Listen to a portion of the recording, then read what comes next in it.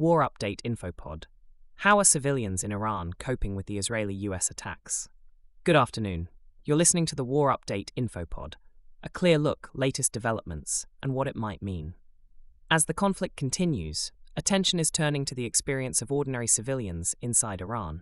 Reports suggest the public mood is complex, a mix of fear, uncertainty, and in some cases political reaction to the sudden shock of the attacks. Across cities such as Tehran, residents have been dealing with air raid warnings, explosions, and disrupted daily life, as strikes target military and government infrastructure. Shockwaves from some attacks have even damaged historic sites and nearby civilian areas, adding to the sense of insecurity in the capital. For many people, the immediate concern is safety and stability. Families are staying indoors more, limiting travel, and monitoring state television or social media for updates. Analysts say the atmosphere across the region is marked by anxiety, as millions try to understand how far the conflict might spread. There are also signs of political reaction among parts of the population.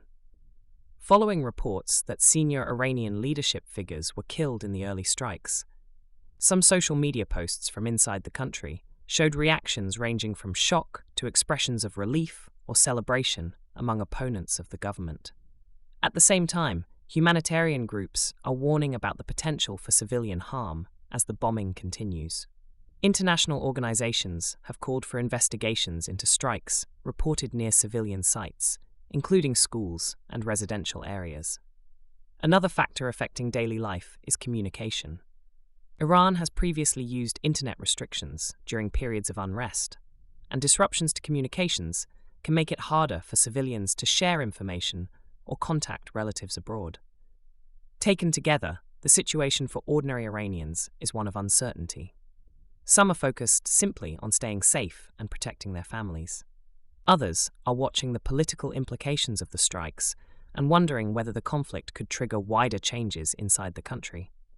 In conflicts like this, the military headlines often dominate, but the lived experience for civilians is usually quieter, waiting, watching, and hoping the violence does not reach their neighborhood. That's the situation for now. You're up to date, and we'll watch what changes next.